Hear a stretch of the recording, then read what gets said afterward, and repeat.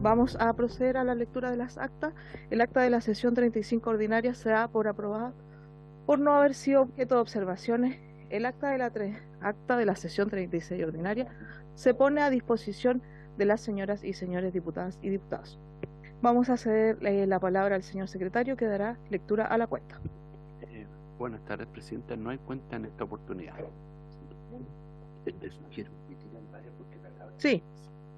Sí, bueno, hoy día también tenemos, como lo comenzamos ayer, tenemos varios proyectos que ya están avanzando y vamos a proceder a la orden del día.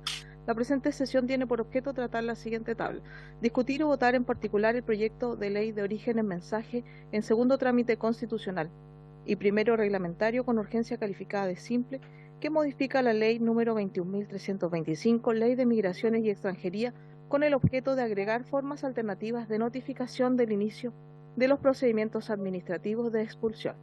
El vencimiento de la urgencia es el 20 de enero. Respecto de este punto de la tabla, se ha invitado al director del Servicio Nacional de Migración, el señor Luis Eduardo Taller, al que le damos la bienvenida y agradecemos que esté en esta sesión nuevamente. Continuar con la discusión general de los siguientes proyectos de ley de origen en moción en primer trámite constitucional y reglamentario y con urgencia calificada de simple. A. Modifica distintos cuerpos legales en materia de transparencia, fiscalización y probidad de las corporaciones municipales y organizaciones funcionales, boletín número 14.594, vencimiento de la urgencia el 20 de enero. B. Modifica cuerpos legales que indican en materia de transparencia y probidad municipal, el boletín número 15.523-06, vencimiento de la urgencia 20 de enero. Respecto de ambos proyectos, se ha invitado a la Secretaría Ejecutiva de la Comisión de Integridad Pública y Transparencia, dependiente del Ministerio de la Secretaría General de la Presidencia, la señora Valeria Lupet, quien expondrá la opinión del Ejecutivo sobre dichas mociones. También agradecemos su presencia. En tercer punto, iniciar la discusión en general del proyecto de ley de origen en moción en primer trámite constitucional y reglamentario, que modifica la ley número 20.285 sobre el acceso a la información pública para hacerla aplicable a las personas jurídicas creadas por municipios y gobiernos regionales, el boletín número 15.574-06. Para tal efecto se escuchará al diputado Matías Ramírez en calidad de autor de la moción. En el punto 4, votar las indicaciones recaídas en el proyecto de origen en moción en primer trámite constitucional y segundo reglamentario, que modifica la ley número 20.931 para ampliar las facultades del control policial para efectos de aplicar las medidas establecidas en la ley número 21.325 de Migración y Extranjería, del boletín número 15.270-06.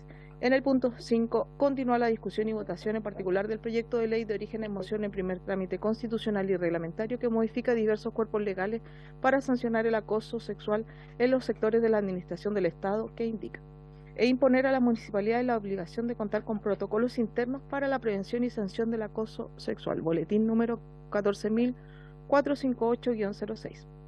Recibir a la emprendedora del rubro gastronómico de la región de Coquimbo, la señora María Antonieta Zúñiga, para que explique las dificultades que enfrentan los trabajadores migrantes para regularizar su permanencia en Chile, pese a haber ingresado regularmente al país. Bueno, esa es la cuenta. Vamos a agradecer la presencia del director y así que vamos a comenzar con la exposición de lo que había material que no había quedado de compartir, llegó a nuestros correos, entonces también comenzar con la exposición de... Sí, y luego también la invitada que tenemos para que también, como tenemos otros temas, pueda quedar liberada también. Presidenta, muy brevemente, quiero informarles que poco antes del inicio de esta sesión se hizo llegar a la Secretaría una indicación al proyecto que está en el primer lugar de la tabla, que tengo entendido que eso dirigiría a doña Danisa Tudillo. Como llegó poco antes de la sesión, no alcanzó a incorporarse en el comparado, sé que se les va a distribuir en hoja aparte, hoja suelta. Ok. Diputado Becker. Sí, es por puntos varios, no sé si lo vamos a hacer al final. Sí, el secretario me recomienda al final, como la Conforme. tabla De acuerdo. está un poco recargada. Ujú. Le cedo la palabra un poco para resumir las sesiones que había usted también participado y para que le demos luego curso a la votación. Y también le pediría, director, que luego va a exponer la emprendedora que es de la región de Coquimbo, para que también a ver si usted nos puede colaborar con la exposición que ella nos pueda hacer. Ujú. Muchas gracias. Muchas gracias, señora presidenta. Brevemente, la sesión pasada yo había comprometido una minuta con información que la vengo a exponer y la vamos a enviar hoy día o mañana a la comisión. Lo que enviamos un compromiso previo que nos solicitaron en términos de número de tramitaciones, etcétera. Ese oficio ya lo enviamos y lo que voy a exponer ahora lo vamos a enviar para que quede muy sistematizado. Lo primero son datos a propósito de la solicitud que nos realizó el diputado Grisotti en términos del número de revocaciones de expulsiones judiciales en los últimos años. Ya nuestro departamento de estudios generó la siguiente información que se la entregaremos por escrito. El 2018, año en que se materializaron 312 expulsiones administrativas, los tribunales de justicia revocaron 112. El año 2019, que se materializaron 579 expulsiones administrativas, los tribunales revocaron 238. El año 2020 se materializaron 202 expulsiones administrativas y los tribunales revocaron 151, o sea, son adicionales, que no son de las 200 las que se han revocado. El año 2021 se materializaron 246 y se revocaron 622, ya, probablemente de decretos de años anteriores, con toda seguridad. Y este año, al mes de noviembre, se materializaron 25 expulsiones, motivo por el cual estamos discutiendo este proyecto que hemos presentado, y se han revocado 331 expulsiones judiciales. Esos son los números respecto de el volumen de revocaciones de expulsiones judiciales. Los vamos a enviar por escrito. El otro aspecto importante era comentar la indicación en relación y la discusión que se dio en torno a la posibilidad de que los servicios de salud, los servicios, asociados al Ministerio de Educación y eventualmente los municipios pudiesen transmitir información de dirección o correo electrónico al Servicio Nacional de Migraciones o a la policía para que esa información se utilice en la materialización de las expulsiones. Hemos revisado el marco normativo en el servicio que regula estas instituciones y la ley de migraciones, y si bien el artículo 144 establece que el Servicio Nacional de Migraciones puede establecer convenios o celebrar convenios de intercambio de información con distintas instituciones, mandata con PDI y con registro civil, pero establece que lo puede establecer con distintas instituciones, sujeta esos convenios a la ley 19.628 de protección de la información privada, que en su artículo 4 establece que el tratamiento de los datos personales solo puede efectuarse, compartir la información y el tratamiento de los datos personales cuando el titular, ¿ya?, autoriza compartir esa información, ¿ya? La persona que autoriza, dice el artículo, ¿cierto?, debe ser debidamente informada respecto del propósito del almacenamiento de sus datos personales y su posible comunicación pública. Por tanto, los motivos que se establezcan cuál es la expulsión para compartir esa información pueden ser contradictorios con la función de los servicios, ¿ya? Y ese es el punto crítico, creemos, para que este artículo, que si bien apunta en un buen sentido, creemos, o esta indicación apunta en un buen sentido de facilitar la información para poder notificar los procedimientos de expulsión, en la práctica no va a ser viable porque ni lo establecido en la ley 20.285 sobre el acceso a la información pública, que señala que cuando la solicitud de acceso a la información se refiere a documentos o antecedentes que contengan información que pueda afectar los derechos de terceros, la autoridad o jefatura o jefe superior del órgano, el director del colegio o en fin, la subsecretaría de Educación, etcétera, requerido, deberá dentro del plazo de 2 días hábiles contados desde la recepción de la solicitud, vale decir, el servicio o la policía tendría que hacer la solicitud al colegio o a la institución de salud. El director o directora de esa institución tendría que trasladar al usuario esta solicitud en un plazo de 2 días con una carta certificada. Teníamos un nuevo procedimiento de notificación para que la persona acceda a entregar esta información. Por lo tanto, nos parece que esta modificación no está digamos, puede dificultar más que facilitar el proceso de notificación de las expulsiones.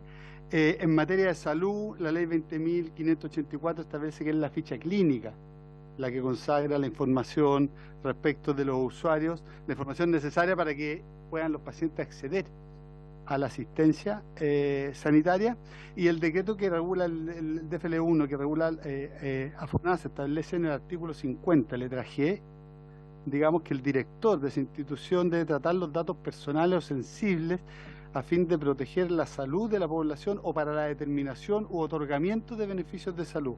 Para los efectos previstos en este número, podrá requerir de las personas naturales o jurídicas, públicas o privadas, la información que fuera necesaria, siempre que sea para el acceso o el otorgamiento del beneficio de la salud. Entonces, o del acceso a la salud. Entonces, nos parece que el establecer que los servicios de salud, educación o eventualmente los municipios puedan traspasar información al Servicio Nacional de Migraciones o a la Policía de Investigaciones para expulsar personas no tiene piso jurídico, ¿ya?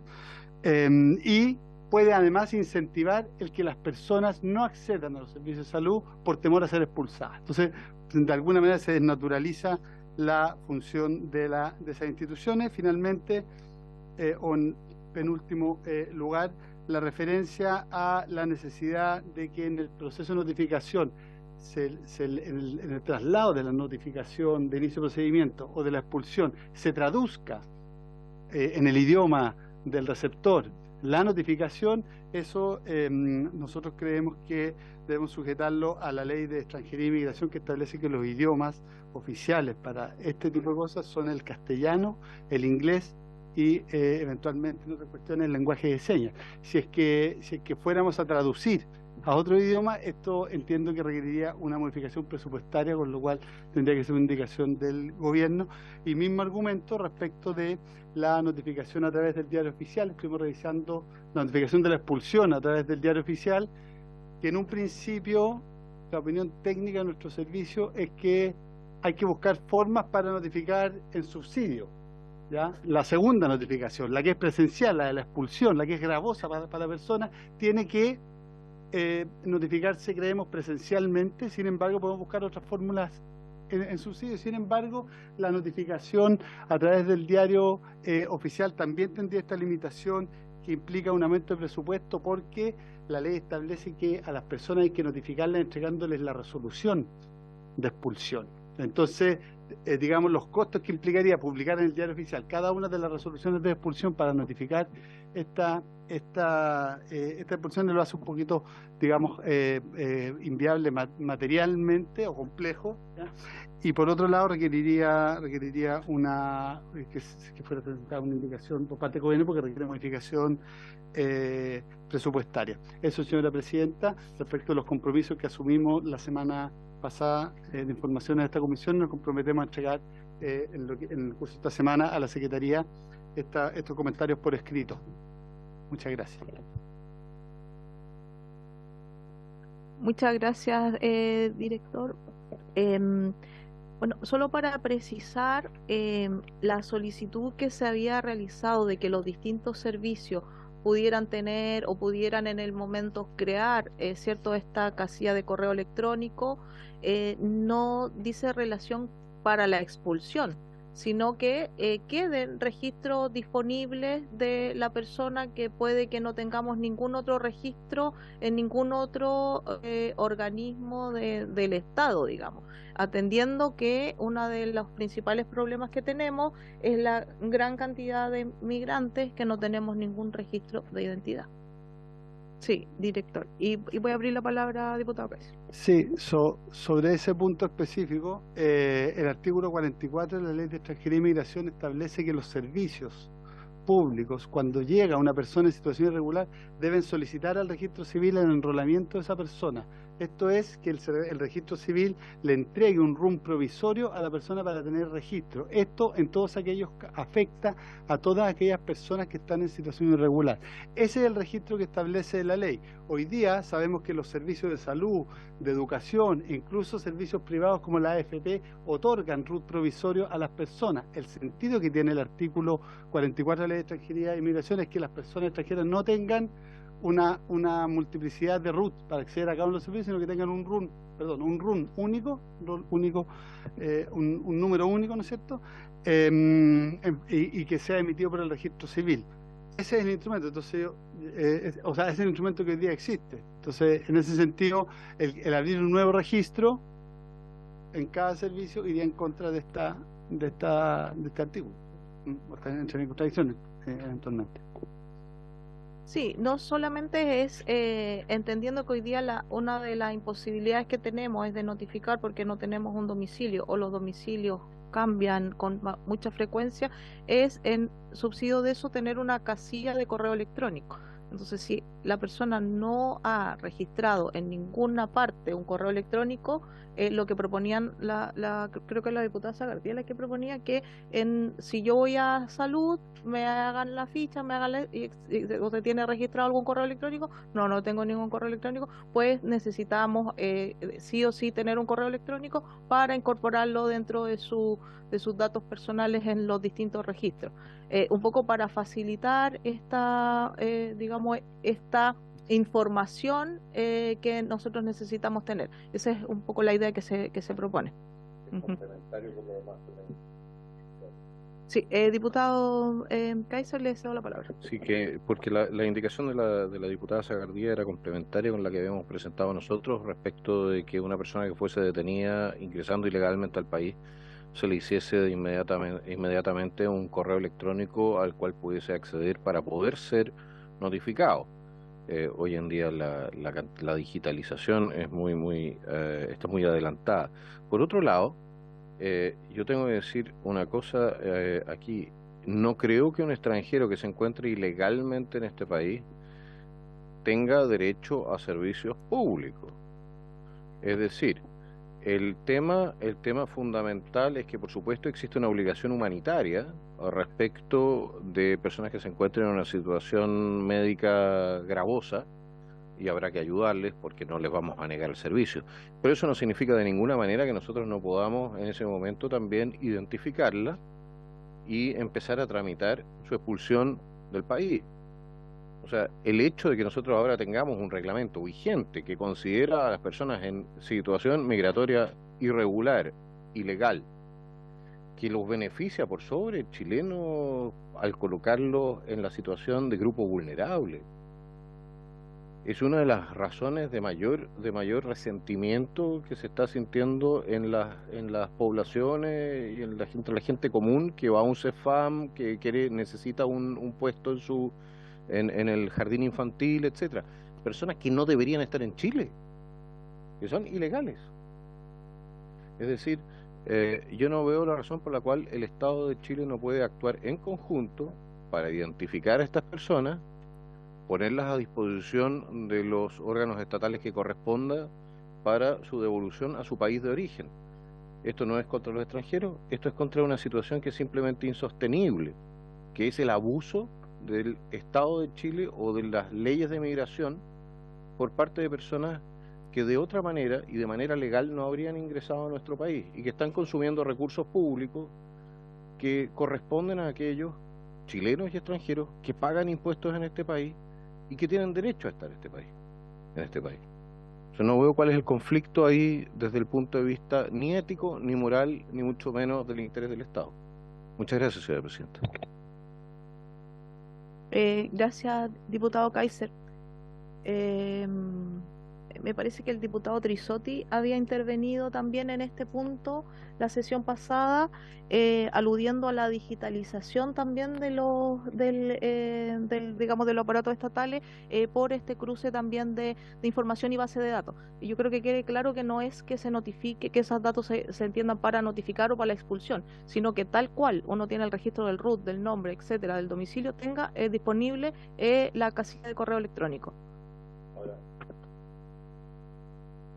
Diputado Kaiser. Es perfectamente factible que un servicio público que reciba para su atención a una persona en condición migratoria irregular haga la notificación a la Policía de Investigación y a los órganos estatales que correspondan. No tiene por qué no hacerlo. De hecho, es su obligación. La obligación de los funcionarios públicos al identificar una irregularidad, una falta en este caso, es el hacer la denuncia. Están obligados a denunciar ya por la ley actual vigente. Director, le cedo la palabra. Muchas gracias, señora presidenta. Sobre el acceso a los servicios públicos de personas extranjeras en situación de irregularidad, lo establece la ley 21.325 para salud, educación e incluso para los derechos laborales. Eso está en la ley, no tiene que ver con posiciones morales, creo, sino que más bien con el marco normativo. La ley de extranjería establece que las personas extranjeras, independientes de la situación administrativa, pueden acceder a los servicios de salud y educación. Eso es una cuestión que está en la ley, no tiene que ver con posiciones, creo yo, morales. Creo que en el fondo de la discusión, y volviendo al proyecto al cual se nos convocó, me parece que el objetivo, digamos, es compartido, que las personas puedan ser notificadas de un modo más simple en términos del proceso de notificación, ¿ya? Lo que nosotros sugerimos como servicio, en nuestra opinión, está sostenida en la viabilidad legal, ¿ya? Y práctica de que las cosas ocurran, ¿ya?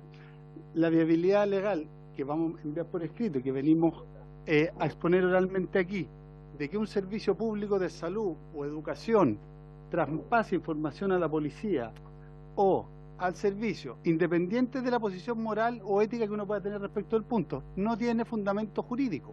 Esa es nuestra posición, pero si es que aquí lo traje por escrito y le cité las leyes a través suyo, presidenta, diputado Kaiser, el TFL1 de 2005 del Ministerio de Salud, que establece y regula FONASA, establece que el director de FONASA solo puede entregar información para la prestación del servicio, no para que expulsen a las personas que se van a atender. Entonces, los decretos de fuerza de ley no están sobre la ley.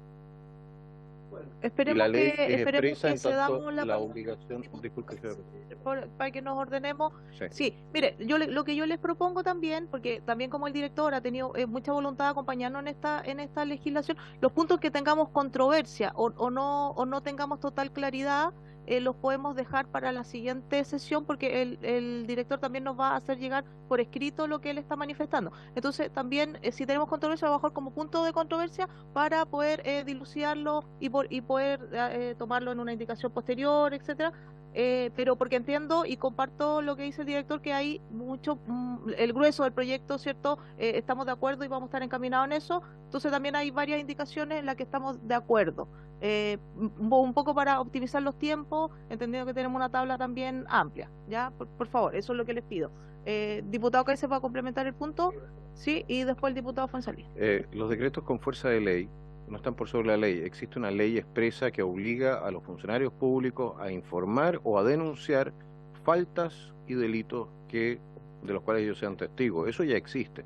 Es decir, si existe un decreto con fuerza de ley que contradice dicha normativa, sería nulo, porque tiene una jerarquía legal menor. Muchas gracias, señora presidenta.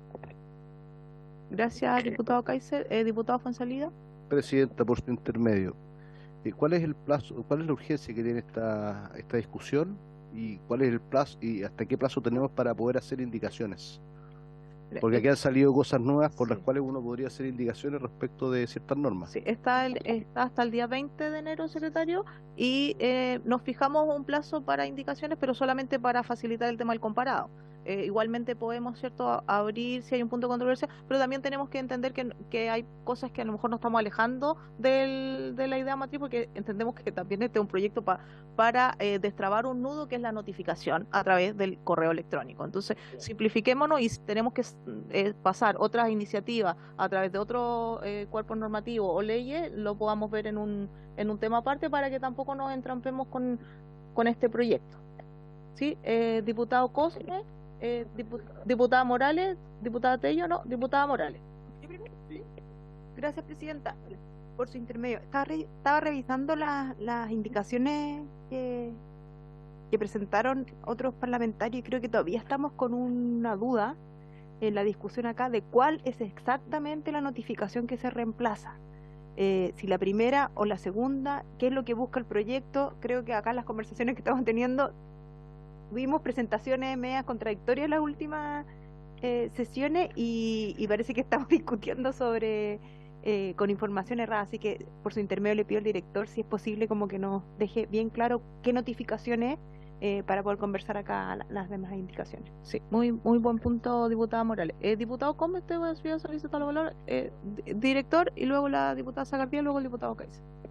La propuesta presentada por el gobierno apunta a establecer que el traslado del inicio de procedimiento, vale decir, la primera notificación a la persona, ¿ya?, sea realizada o presencial o por carta certificada o por correo electrónico, y que la segunda, esto es, la expulsión más gravosa, que restringe el derecho a la libertad de las personas de movilidad y se materializa la expulsión o que informa la expulsión, mantenga la presencialidad, ¿ya? Porque en el fondo, al ser la medida más gravosa, sugerimos que esa sea la presencial. Hemos argumentado también de por qué no estamos de acuerdo con que sean ambas de manera no presencial, porque consideramos que eso va a tener poco espacio en los tribunales de justicia para ser aprobado, y muchas de las expulsiones que eventualmente pudiesen ser notificadas por correo, pudiesen, si me permiten el lenguaje, rebotar los tribunales de justicia porque se le aplica una medida gravosa a una persona que puede alegar que no fue notificada, porque nunca se estuvo con ella realmente, ¿ya? Puede ser que no estaba en la casa, puede ser que no, que alegue que no era su dirección. Pensemos que en la mayoría de los casos estamos hablando de personas en situación irregular, muchas de ellas, y que por lo tanto la información que se tiene de esa persona pasa casi única exclusivamente por el parte de la Policía de Investigaciones, que registra la dirección, que registra correo y que en el fondo es la información válida que se tiene. Entonces, ahí yo creo que digamos, es el proyecto, en fondo, es la segunda. El proyecto es del correo electrónico y el que tenemos nosotros es solo para la primera notificación. No está incorporada aquí la segunda notificación. No. Exactamente. O sea, lo que establece la ley de extranjería y migración es que tienen que haber dos notificaciones. Una, la del inicio de procedimiento, que es el traslado que es el servicio a la persona, donde se le informa que está en una de las causales. Luego esa persona tiene 10 días para presentar reclamo ante el servicio. Cuando esa expulsión se mantiene firme, el servicio vuelve a oficiar a la Policía de Investigaciones para que la Policía de Investigaciones vuelva por segunda vez a notificar que la persona ya está expulsada, ¿ya? Luego tiene 10 días más esa persona para presentar recursos ante el Tribunal de Justicia, y luego la Policía de Investigaciones tiene que ir por tercera vez a tomar a la persona y expulsarla materialmente. Solicitarnos a nosotros que le compramos el pasaje y van y la expulsan a la persona. El proyecto del gobierno, nos dimos cuenta en el servicio de que esto era en la práctica muy engorroso, ¿ya? E incluso castigar la viabilidad del proceso de notificación, ¿ya? Sugerimos, ¿ya? Y propusimos una propuesta en el marco del Ministerio, en fin, de la Subsecretaría de Interior también, para que la primera notificación fuese no presencial, que fuese un traslado que pueda ser por correo electrónico o por carta certificada, manteniendo la segunda presencial. Ese es el proyecto que presentó el gobierno. Muchas gracias, director. Tenía la palabra la diputada Sagardía, diputado Kaiser y la diputada Danitza. ¿Come? ¿Ahora sí? Ahora sí.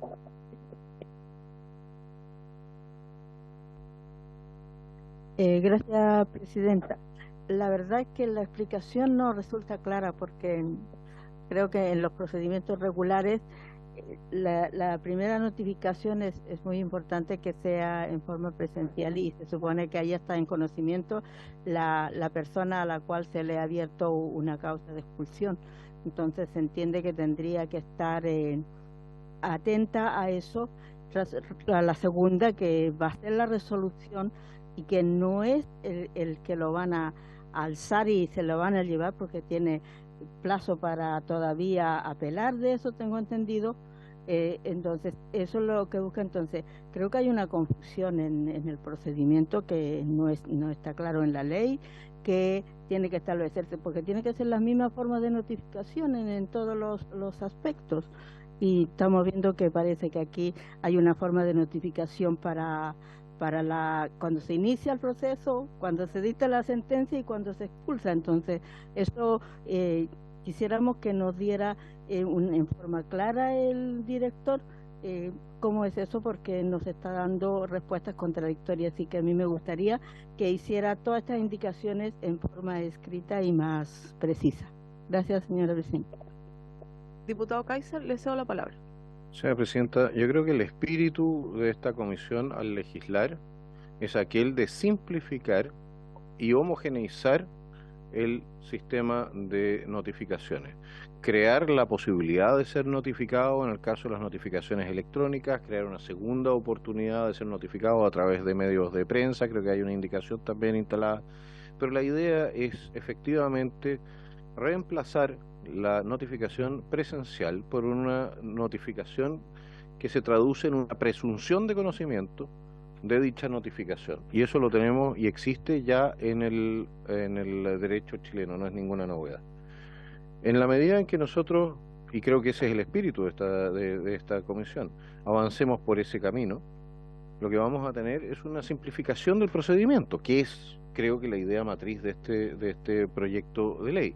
Por otro lado, quiero recordar que nosotros, entre los proyectos de ley que vimos, había uno que también reducía el trámite a el trámite de expulsión a un trámite, si no me equivoco. Entonces, hay uno que reduce, entonces, no son dos notificaciones, sino que es un trámite, no es es otro, sí, reducía la posibilidad de apelación, exactamente. Es otro proyecto de ley, no es este. Pero probablemente lo vayamos a ver aquí también. Entonces, creo que en el sentido de a donde nos estamos moviendo es para hacer las expulsiones lo más expeditas posible, lo menos gravosas para el Estado y lo menos gravosas para el sistema judicial, que de otra manera se ve sometido a tener que resolver, si efectivamente queremos solucionar este problema, decenas de miles de causas, ¿no? Sino cientos de miles. Gracias. Gracias, diputado Kaiser. Diputada Astudillo y luego el diputado Cosme. Muchas gracias, presidenta. A ver, la idea de este proyecto, como bien lo han dicho anteriormente, tiene que ver con poder facilitar las notificaciones que son hoy día las que tienen entrampadas las expulsiones. Entonces parece poco lógico que solamente sea la primera notificación la que nosotros vayamos a simplificar.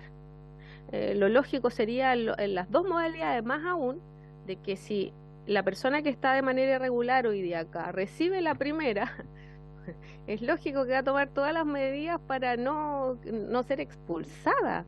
Entonces, por eso que nosotros proponíamos en la indicación, más que modificar el artículo 132, era modificar el artículo 147, porque así en ambas notificaciones pudiera hacerse no por una sola vía, sino 4 vías. Dejar la notificación personal, porque en algunos casos yo creo que sí se puede hacer, porque hay distintos motivos de expulsión.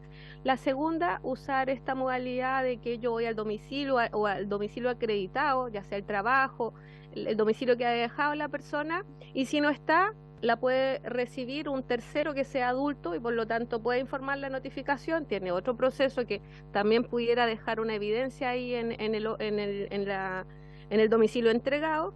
La otra ya sería por correo electrónico en caso de que hubiese algún correo electrónico registrado anteriormente.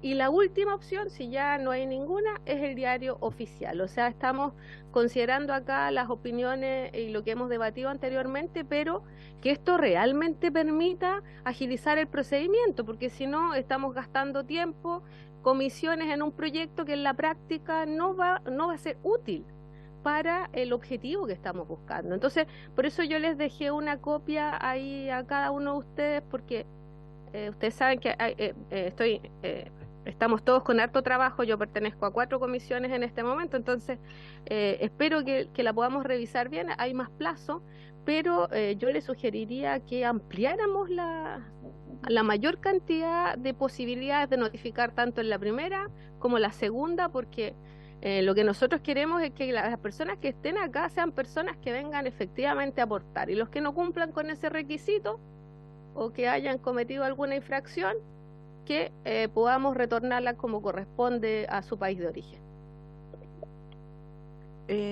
Gracias, diputada Astudillo. Tiene la palabra el diputado Cosme y después podemos darle la palabra al diputado. Gracias, presidenta.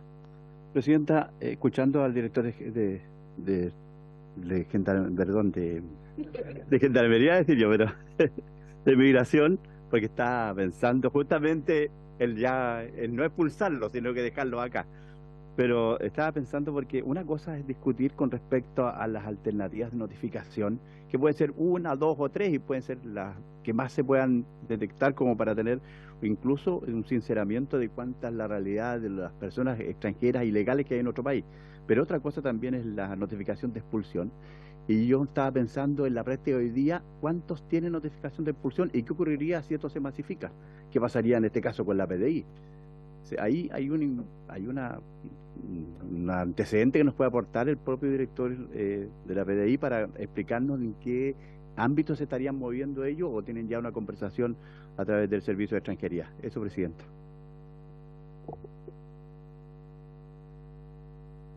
Gracias, diputado Cosme. Diputado Kaiser tiene la palabra.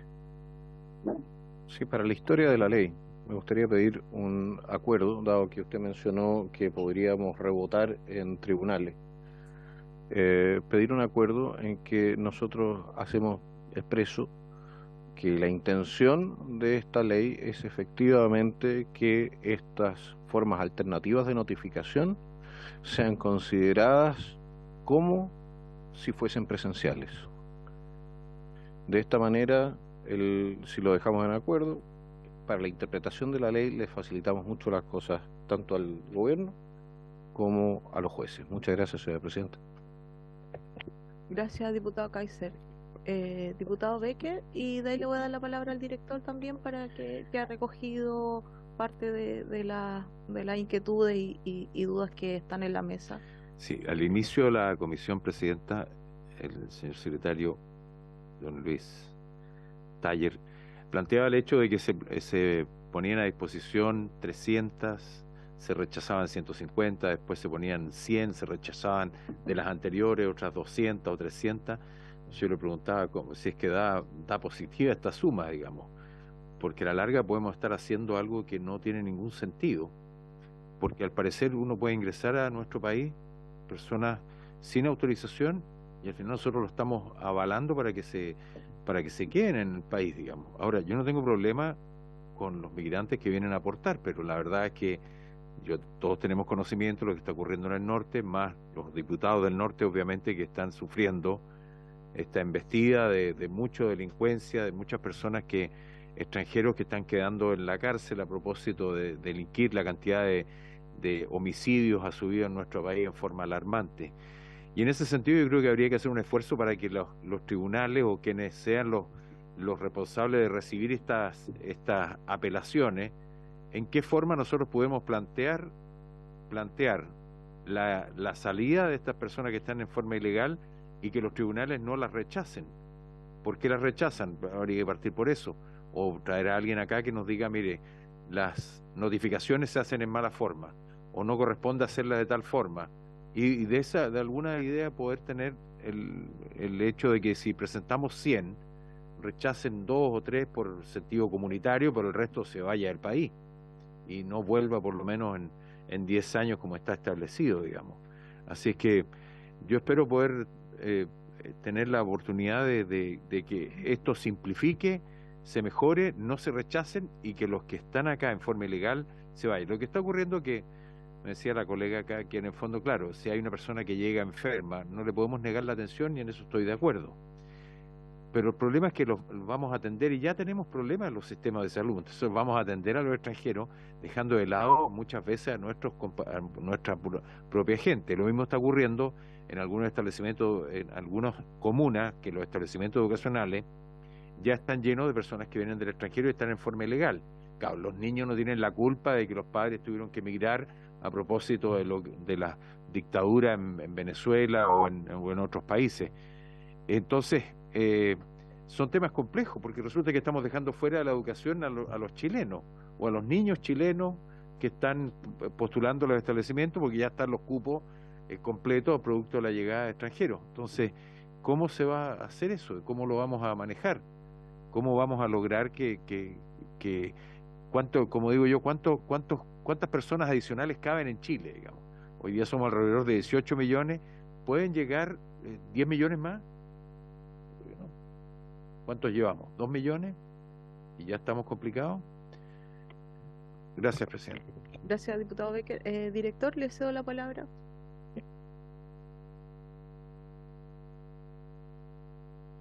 Muchas gracias, señora presidenta. Primero que nada quisiera señalar que concuerdo totalmente con lo que señalaba el diputado Becker en términos de la preocupación y de la empatía, y perdón que nos meta todo el mismo saco, porque sé que estamos en distintos roles, pero la gente nos ve como a todos lo mismo, ¿ya? Lo que podemos llamar los políticos y las políticas, ¿ya? Y nos ven muchas veces no avanzando en las preocupaciones que ellos tienen y ellas tienen. Y una de las preocupaciones que tienen efectivamente es la seguridad. Otra de las preocupaciones que tienen es la posibilidad de llevar a sus niños a los jardines infantiles y que tengan vacantes o ser atendidos de manera digna en los consultorios y los servicios de salud, y que no tengan que esperar con enfermedades y dolores por tiempos muy prolongados. Eso lo entendemos nosotros, y como gobierno y nosotros como servicio hemos empujado esto también. Tenemos una responsabilidad con las personas y tenemos que atender y tenemos que mostrar avances y avanzar en esta línea. Creemos que en materia de seguridad este es un avance, ¿ya? No va a resolver los problemas que señala el diputado Becker, o sea, no va a resolver que no entren más personas al país, ni tampoco va a resolver la saturación que en algunas comunas viven algunos consultorios, pero sí va a facilitar un procedimiento de expulsión, el proyecto que hemos presentado, y contribuye con un grano de arena al ámbito de la seguridad. La política migratoria tiene complejidades enormes. Tenemos que avanzar en medidas, no solo legislativas, sino que en medidas, y estamos avanzando también como gobierno, de control de fronteras. Ya se han propuesto medidas legislativas, pero también se han propuesto y están en curso otro tipo de medidas, ¿no es cierto? Tenemos que avanzar en relación con nuestros países vecinos para el tema de la reconducción, que estamos avanzando. O sea, son múltiples los problemas. Este es un proyecto que se refiere a uno de los temas más sensibles, que tiene que ver con las expulsiones, y nosotros queremos que avance en esta línea, ¿ya? Para ir a lo concreto, que avanza en la línea de fortalecer las capacidades del Estado para regular y controlar la migración y distribuir y administrar las sanciones que corresponden, ¿ya? De manera eficiente. Yendo a las preocupaciones planteadas acá, puedo rectificar, no sé si alcancé a anotarlas todas, pero el derecho al recurso, a presentar recursos en tribunales de justicia, tiene rango constitucional, ¿ya? Entonces, que una persona alegue que no pudo presentar un recurso porque no recibió una notificación, eso probablemente va a ser acogido por los tribunales, ¿ya? Porque la persona perfectamente puede decir, a mí no se me notificó. Si se la notifica personalmente la expulsión, que es la medida gravosa, ese margen se reduce, ¿ya? Creemos que no ocurre lo mismo con el inicio del procedimiento, porque el inicio del procedimiento es un traslado administrativo, ¿ya? No es la comunicación de una medida gravosa como la expulsión. Respecto de los funcionarios, de lo que se señalaba antes, en cuanto a la obligación de los funcionarios de denunciar, entiendo que la ley establece que los funcionarios están obligados a denunciar delitos. La situación migratoria irregular, sea por ingreso clandestino o sea sobrevenida, no es un delito, es una falta. Los funcionarios públicos de los servicios no están obligados a denunciar la irregularidad a la Policía de Investigaciones, y los estatutos y las normas de protección de la información de la información privada de las personas dificultan, ¿ya? Creemos la legalidad de que los servicios de salud transmitan información a la policía o al servicio para materializar la expulsión. Creemos que es poco eficiente en términos del objetivo, que entiendo que es compartido, que es facilitar el procedimiento de la expulsión. Sobre el diario oficial, yo insisto en el punto. Esto requiere una modificación presupuestaria, ¿ya? La ley, en su artículo, creo que el 147, la ley de extranjería, la 21.325, establece que a la persona cuando se la expulsa se le tiene que notificar y entregársele la resolución completa de la expulsión, ¿ya? La resolución completa de la expulsión. Si eso lo vamos a publicar en el diario oficial, digamos, va a faltar espacio, ¿ya? Y va a implicar muchos recursos y es una cuestión un poquito ineficiente desde nuestro punto de vista y requiere además modificación presupuestaria, por lo tanto tendría que ser una indicación presentada por el gobierno. Lo que señalaba el diputado, no alcancé a registrarlo a propósito de la PDI, entonces quizás lo puedo responder ahora porque no alcancé a registrarlo correctamente.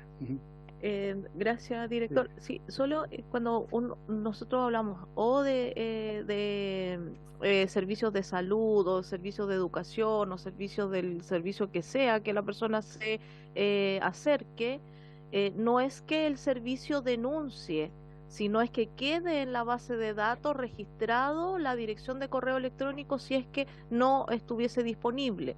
Ahora, no estoy totalmente segura de cómo es la base de datos a la que tenemos acceso como Estado, porque el punto que mencionamos es que han ingresado miles de personas que no tenemos datos, que no sabemos quiénes son, que no sabemos su historial, y básicamente es por un tema de seguridad el que estamos tratando el tema.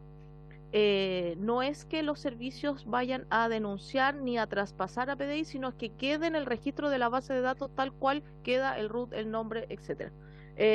Diputado Cosme tenía también un punto que complementar. Sí, Presidenta, solamente si el director podría explicar un poco cómo operaría el tema de la PDI en la práctica si se masificara el tema de las notificaciones. Eso. Sí, la PDI hoy día tiene que gastar recursos en ir a notificar presencialmente a las personas, ¿ya? Del inicio del procedimiento.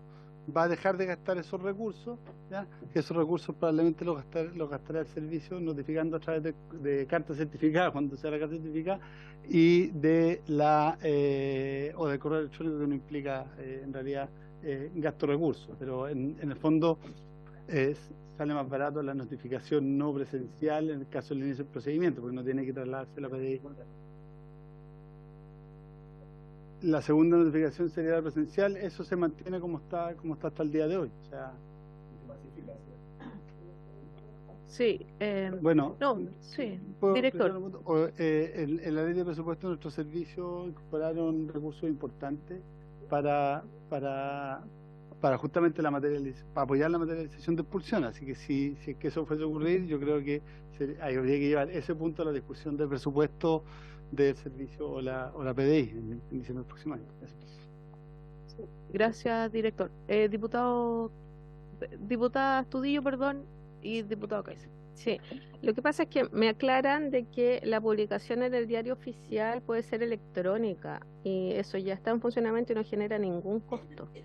Y en lo que nosotros acá planteamos es que los avisos deberían contener los mismos datos que se exigen para la notificación personal, entonces no vemos por qué usted infiere que hay más gastos. Bueno, porque el diario oficial cobra por publicar los avisos y tenemos que publicar la resolución. O sea, hay que entregarle por ley de extranjería la resolución completa a la persona expulsada. O sea, que me dicen que por vía electrónica es gratis, que hoy día todos tienen acceso al diario oficial, que ya no hay cobro como antes, eso me aclararon. Entiendo que...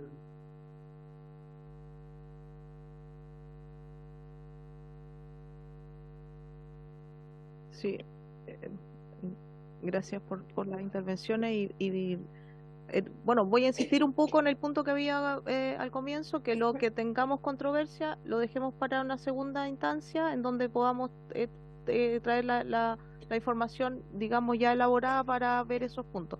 Diputado Kaiser, le cedo la palabra. Muchas gracias, señora presidenta. Creo que en algún momento me lo explicó, pero me gustaría escucharlo nuevamente. ¿Por qué no podemos mantener detenidas a las personas que son identificadas como inmigrantes ilegales hasta que haya terminado su proceso? Es decir, sea este para su expulsión o para su regularización. O sea, ¿cuál es el impedimento que tenemos como Estado para decir, ¿sabe qué más? Usted no debe estar en este país hasta que lo identifiquemos, lo mandemos de vuelta a su casa, usted está detenido. Sí. Muchas gracias. Sí, hay un poco de... me queda la duda, diputado Caizo, porque a veces quiere que chique el Estado, a veces quiere que sea grande el Estado, entonces ahí Yo quiero que queda un poco la duda se lo explico con la inmediato. propuesta. Se lo explico. Pero para que no nos alejemos del punto. Es que depende de dónde. Sí. Director, le cedo. Señora Presidenta, muchas gracias por su intermedio. Por su intermedio, señora Presidenta, me permito responder al diputado Cabeza. La Ley de Extranjería y la Constitución de la República establece plazos de detención acotados de 48 horas. Entonces no se pueden detener. Y de hecho las personas que están en proceso de expulsión por ingreso irregular, por ejemplo, que no han cometido delitos, según la ley han cometido una falta solamente, ¿ya? Pueden ser retenidas por 24 horas y se puede renovar por otras 24 para el traslado, ¿ya? Hay una discusión que se está dando en la comisión, nunca está de más informar, ¿no es cierto?, en la comisión de gobierno del Senado en torno a este punto. Ya nosotros también hemos informado ese proyecto, ¿no es cierto?, que propone una modificación constitucional para que digamos, el plazo de detención pueda ampliarse, ¿ya? Informando al juez de garantía porque, y de hecho nosotros hemos informado favorablemente ese proyecto, puesto que la Policía de Investigaciones muchas veces tiene que trasladar a las personas de regiones a expulsarlas a Santiago para que tomen los vuelos. Muchas veces para coordinar una expulsión se requieren, no sé, en el caso de la pandemia, tomas de PCR, el chequeo de la identidad de las personas que tienen que realizar los consulados, o sea, una serie de procedimientos que efectivamente hacen agotado el proceso. Pero los plazos de detención los establece la Constitución. Gracias, director. ¿Había otra palabra solicitada? Diputada Morales. Gracias, Presidenta, por su intermedio. Yo entiendo que el ánimo de este proyecto y el de toda la comisión también, en el momento que empezamos a tramitarlo, es simplificar el procedimiento para la expulsión, dado que el director aquí presente y por su intermedio Presidenta y también otras instituciones han venido acá a contarnos la dificultad que tienen, el costo que ha significado tener que hacer estas dos notificaciones personales. Y dentro de ese marco teníamos un objetivo que es simplificar el procedimiento, pero también entiendo que en esta discusión también se ha puesto sobre la mesa que sobresimplificarlo nos puede llevar a una judicialización del proceso de expulsión. Y que, por lo tanto, más allá que seamos legisladores, muy legisladores somos, pero no podemos cambiar el significado de las cosas. Entonces, dentro de este objetivo de evitar la judicialización, tenemos que simplificar el proceso sin pasar a llevar el debido proceso. Entiendo que ese es un poco el marco donde nos estamos moviendo y eso es lo que yo entiendo se nos ha venido también a comunicar acá a las diversas instituciones. Y que, por lo tanto, dentro del proceso tiene que haber una notificación que le permita a esa persona ejercer las acciones correspondientes. Y según entiendo, el más óptimo para ello es el de notificación del decreto de expulsión. Porque aunque digamos en la ley que reemplaza la notificación personal, en los hechos no es una notificación personal y por tanto vamos a judicializar. Y eso es lo que queremos evitar. Yo entiendo que hemos tenido distinta comunicación acá y ha sido difícil porque al menos yo quedé con la duda cuál de las dos era. Entiendo ahora que es la segunda con ese objetivo, porque es la más gravosa y así se le va a dar la posibilidad a esa persona para poder interponer los recursos. Si no, tal como nos señalaron acá las distintas instituciones, vamos a terminar con esto en tribunales.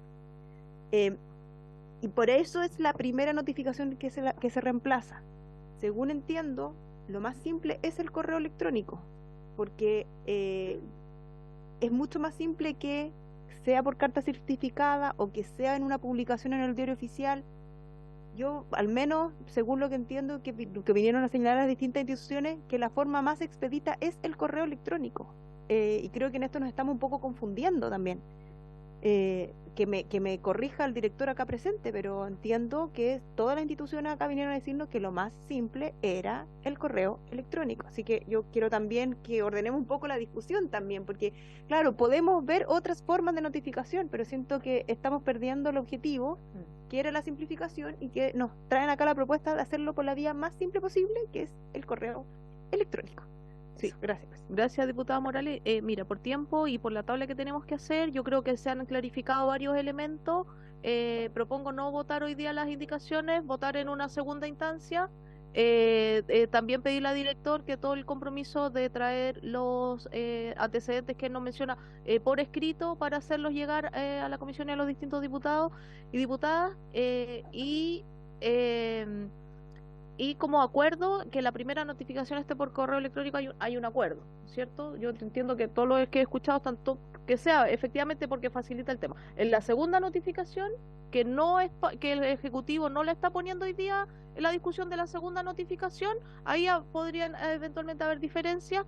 Y también que en la práctica, ¿cierto? Que efectivamente el correo electrónico nos destrabaría la notificación, pero ¿cómo hacemos que todas las personas tengan efectivamente registrado un correo electrónico al cual nosotros podamos hacer llegar esa notificación? Así que un poco marco general para, como dice la diputada Morales, poder bajar y aterrizar la discusión.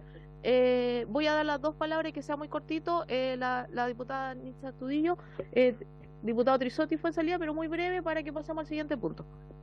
Muchas gracias, Presidenta. A ver, varias cosas. En primer lugar, coincido en que nosotros estamos buscando simplificar las formas de notificación para el Estado, porque hoy día tenemos una gran cantidad de personas que debieran haber sido expulsadas, pero que está estancado el trámite por que justamente es muy difícil encontrarlas personalmente. Por eso que nos hemos abierto a más posibilidades para que si no funciona una, sea la segunda, la tercera y 4 modalidades que hoy día pudieran ser útil para facilitar la labor de la PDI y quienes estén encargados de notificar. Respecto al tema de los costos, como tenemos una discrepancia, pudiéramos invitar al director del Diario Oficial para que nos zanje esta duda, y además conversábamos con el diputado Cosme y nuestros asesores de que pudiéramos incluso también incluir en la indicación de que para estos efectos no debería tener costos, que también se puede hacer. Entonces, si usted lo tiene bien, Presidenta, invitar al director del Diario Oficial en la próxima sesión que tengamos para zanjar este punto también. Gracias, diputada Astudillo, diputado Trisotti y diputado Fuenzalida. Gracias, Presidenta. No, a mí lo único que me gustaría que nos pudiera clarificar el director es cómo se inicia materialmente la intervención de su servicio al iniciar o al emitir la primera resolución de la expulsión.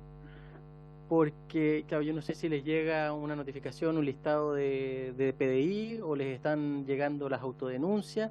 Eso me gustaría que se me pudiera clarificar, porque tengo una idea de indicación que permitiría cumplir con lo que ellos plantean con una notificación personal, pero en otra oportunidad y a través de una delegación de facultad. Eso, gracias. Gracias, diputado Trisotti, diputado Fuenzalida. Muchas gracias, Presidenta. Ahí le envié la resolución de la JUNJI, ¿ya?, que prioriza, dentro de todo, a niños hijos de migrantes ilegales, ¿ya?, que un poco lo que comentaba el diputado don Miguel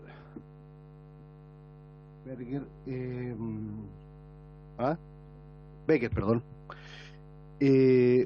Yo parto de la base que el que ingrese ilegalmente a Chile lo hace de mala fe, ¿ya?, porque el que entra de buena fe tiene que hacer un peregrinaje bastante largo en los consulados chilenos en el extranjero, y por lo tanto tiene que optar o a una visa o tiene que optar a distintos tipos de autorizaciones para poder ingresar a Chile. Por lo tanto, yo soy de la idea de que se parte de la base de la mala fe. Creo que tenemos que respetar los tratados internacionales suscritos y ratificados por Chile.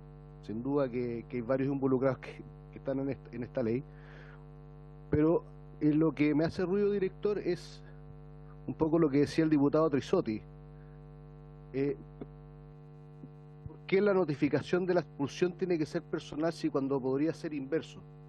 al momento de la autodenuncia poder hacerle la notificación personal, cosa de que el procedimiento, o sea, pues ya va a tener la notificación personal, ¿ya? Cosa que el procedimiento final sea el más simplificado y no el que al final o sea, se logró, ¿no es cierto?, la resolución, y resulta que ahí lo tiene que ir a buscar y ahí lo tiene que ir a notificar personalmente.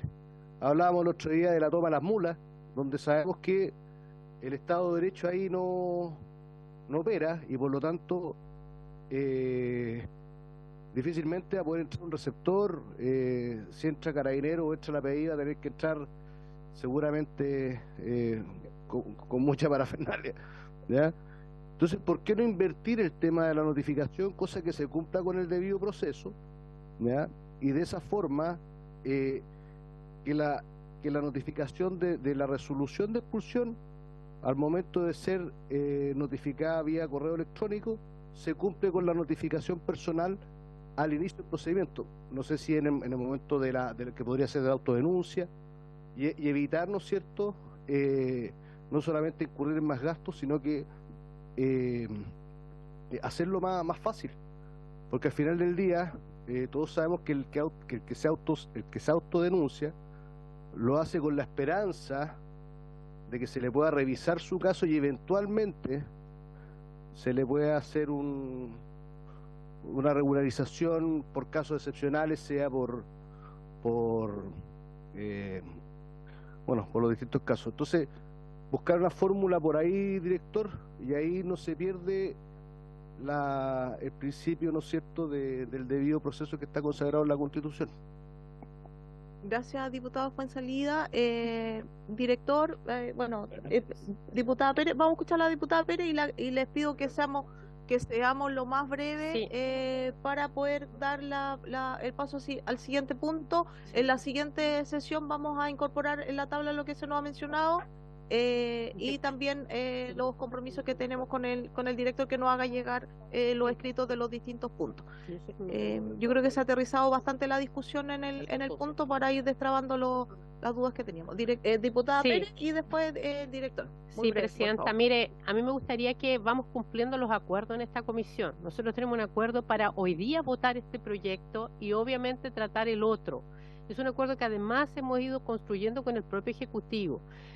Yo creo que son muy importantes las propuestas que se están haciendo hoy día, pero de verdad creo que lo del diario oficial se extrapola a nuestras atribuciones, ¿ya? Y creo que hoy día nosotros tenemos que dar señales. Nosotros deberíamos terminar nuestro trabajo en enero. Si nos convocan en febrero, yo feliz vengo a trabajar, pero creo que pudiéramos dar una señal esta semana despachando los dos proyectos que tenemos en materia migratoria y que se complementan. Ese fue el acuerdo que tomamos la semana pasada y creo que nos estamos enredando. La diputada Danitza tiene una buena indicación que complementa y que probablemente sería bueno escuchar al Ejecutivo, pero yo, presidenta, le pido que no tomemos acuerdo sobre acuerdo, porque la semana pasada se acordó que hoy día despachábamos estos dos proyectos y votábamos en particular además. Entonces, creo que enredarnos, cuando hay una propuesta que el Ejecutivo ya presentó en el Senado, que estamos en segundo trámite, agregarlo del diario oficial, creo que nos va a demorar mucho más. Y al menos yo creo que esta comisión, así como ya sacó transversalmente el proyecto migratorio que muchos de ustedes firmaron, el de control de identidad, más luego llegó el del Ejecutivo, demorarlo más creo que es no responder a las necesidades ciudadanas hoy día. Si nosotros despachamos esta semana, el Senado no tiene excusa para despachar en enero y que sea ley estos ambos proyectos de aquí y se empiecen a implementar en febrero o marzo. De lo contrario, vamos a estar legislando recién para abril. Y eso creo que es una irresponsabilidad en base a los problemas que tenemos hoy día en el norte y en todo el país. Gracias, presidente. Gracias, diputada. Director, le cedo la palabra. Muchas gracias, señora presidenta. Muy brevemente, el director del Departamento Judicial me envió la factura del diario oficial de publicación de la delegación de funciones de los directores regionales. Durante el mes de julio, la Dirección Nacional de Servicios Nacional de Migración delegó a los directores regionales con una resolución la representación judicial. Eso tuvo que ser publicado en el diario oficial. Nos cobró 116.000 pesos por publicar esa. Aquí tengo la factura del diario oficial. O sea, el diario oficial cobra por presentar resoluciones, etcétera, o por publicar, por las publicaciones. Y así se financia, dicho sea de paso. Sobre el procedimiento, en nuestra base de datos está la información de las personas extranjeras. Tenemos la información, y esa información es nutrida por la Policía de Investigaciones y por la información que nos proveen los mismos usuarios, cuando tramitan una visa, papeles de antecedentes, etcétera. Entonces, las expulsiones se determinan sobre la base de cruce de esa información, pero la información de la Policía de Investigaciones es clave, los partes, ya sea por comisión de falta o del ingreso clandestino, en fin, eso nosotros lo tenemos dentro de nuestro sistema, entonces podemos chequear cuando una persona inicia un trámite y tiene un parte de ingreso clandestino o tiene un delito, si que están los antecedentes de la Fiscalía, etcétera. Hoy día nos está entregando también la Fiscalía la flagrancia, nos envían permanentemente la flagrancia. Entonces es un sistema donde nosotros digamos, establecemos análisis para establecer quiénes son las personas que están en causal de expulsión y las vamos iniciando los procedimientos. En ese procedimiento consiste que el Departamento de Sanciones, nuestra dirección jurídica tiene Departamento Administrativo, Judicial y Sanciones. El Departamento de Sanciones está dedicado exclusivamente a esto, a las multas y a las sanciones como la expulsión. Emiten los oficios y las resoluciones que finalmente siguen camino, las firmo y oficiamos la PDI cuando hay que notificar, para que ellos notifiquen presencialmente el inicio del procedimiento. Podemos caracterizarlo más en detalle el proceso, pero es básicamente eso. En cuanto a la notificación, a las formas de notificación, que la PDI pueda notificar el inicio del procedimiento a una persona que ingresó regularmente, o se notifique la expulsión, nosotros estamos abiertos a estudiar estas opciones, ¿ya? Este es un proyecto que nosotros vinimos a presentar, como decía la diputada Pérez, atrás suyo, por intermedio presidenta, y claro, también nos interesa que sea lo antes posible, lo que no limita las posibilidades y la disposición del gobierno y de este servicio para discutir otras alternativas. Eso. Gracias, director. Diputado Kaiser, muy breve. Sí, señora presidenta. Solamente recordar que nosotros tenemos una indicación presentada que soluciona la mayoría de los problemas al obligar a la creación de un correo electrónico para cada persona que o se autodenuncie o sea identificada como inmigrante ilegal. Es decir, ahí asiste un funcionario público, un funcionario del Estado a la creación de un correo electrónico que sirve entonces para la notificación. Es decir, aunque nosotros no aprobásemos la indicación respecto del diario oficial, con esta indicación nosotros quedamos absolutamente al lado seguro en materia de notificaciones. Sí. Pero esa es la segunda notificación.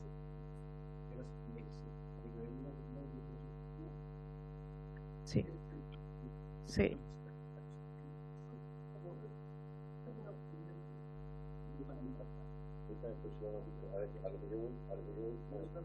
Sí, vamos a hacer una moción de orden. Yo creo que ya los elementos están altamente expuestos. Tenemos invitados, tenemos la tabla y tenemos que avanzar. Así que, diputada Astudillo. Gracias, presidenta. Considerando que efectivamente este es un tema que a nosotros, los del norte, nos preocupa muchísimo, pero también al resto del país porque somos la puerta de entrada y el crimen se está expandiendo en todo el país. No es un problema hoy día solo de nuestra región. Propongo que, como la idea es poder despacharlo antes de que haya receso, que lo pueda revisar el Senado, pudiéramos suspender durante un lapso prudente la sesión, porque hay varias ideas que han surgido respecto de cómo poder mejorar esto y pudiéramos votarlo hoy día. No sé si le parece, presidenta. Sí, como tenemos también invitados, yo propondría que podamos citar a sesión especial este jueves y votar solamente este proyecto y las indicaciones. ¿Qué?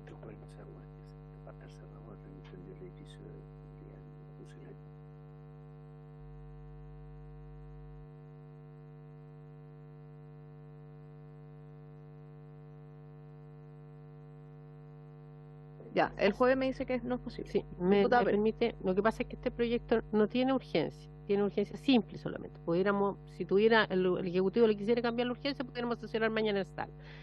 Yo creo que es muy importante que esta semana lo despachemos. Creo que no es mala la propuesta. Yo no veo que hay tanto enredo con el proyecto si nos ponemos de acuerdo. Y a lo mejor hoy día, en vez de ver 5 proyectos que no vamos a despachar ninguno, por lo que estoy viendo, mejor hacemos un receso de 5 minutos y despachamos 2, que creo que hay piso para eso. Y por último, se aprueben o rechacen las indicaciones, pero los dejamos despachados de manera que los comités puedan ponerlo en tabla para el lunes y de manera que el Senado pueda estarlo viendo martes y miércoles. Yo creo que nosotros tenemos que ir propiciando aquello, ya que el Ejecutivo le presenta urgencias simples. Entonces, si para ellos prioridad, para los diputados y diputadas del norte que han pedido estado de excepción y que hemos estado viendo todas las acciones que están haciendo, o sea, a lo menos entreguémosle herramientas al Ejecutivo y a las policías para controlar la migración irregular.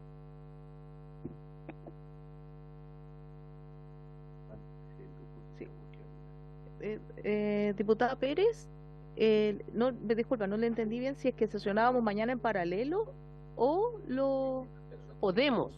La alternativa es preguntarle al Ejecutivo, no está el subsecretario, que pongan urgencia, suma urgencia al proyecto, que es de su iniciativa, o que nos demos los 5 minutos para despachar estos 2 proyectos, porque tenemos 5 en tabla y probablemente como vamos, no vamos a despachar ninguno. Entonces que prioricemos los 2, que teníamos un acuerdo previo de la sesión pasada de votar en particular ambos proyectos hoy día de migraciones.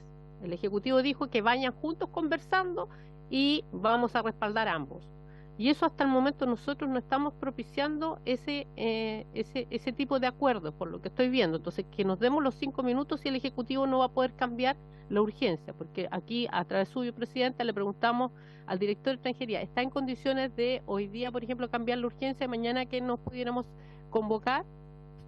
Ya, no depende de él, ¿ve? Entonces, mi sugerencia, recogiendo lo que plantea la diputada Astudillo, es que nos demos esos 5 minutos de receso para ver si podemos tener acuerdo y despachar por estos 2 proyectos en particular.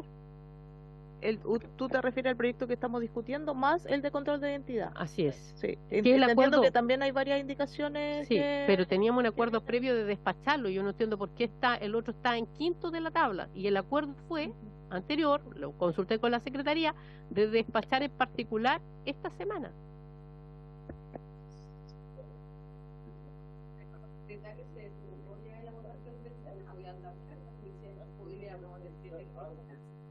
Sí, vamos a dar el receso de 5 minutos para que se puedan poner de acuerdo los asesores y los diputados.